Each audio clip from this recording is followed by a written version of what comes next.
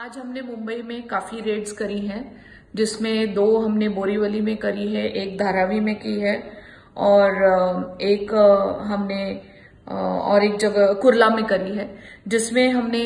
Festival के दौरान जो ऑयल है या मिल्क है या मिठाई है, इसमें बहुत ज्यादा अडल्ट्रेशन हो जाता है। इसको ध्यान रखते हुए हमने इन सारी जगहों पे रेड करी है, जिसमें हमने बहुत सारा ऐसा ध्यान में आया कि अनहाइजीनिक कंडीशंस में मिठाई बन रही थी, जो स्पेशल बर्फी थी या हरियाली मावा था,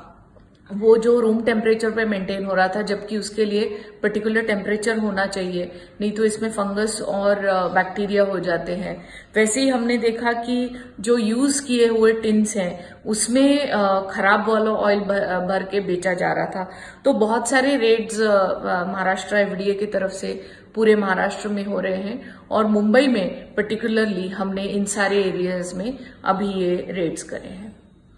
वैसे ही जोमैटो, स्विगी, उबर ईट और फूड पैंडा पे भी हमने बहुत बड़े पैमाने पे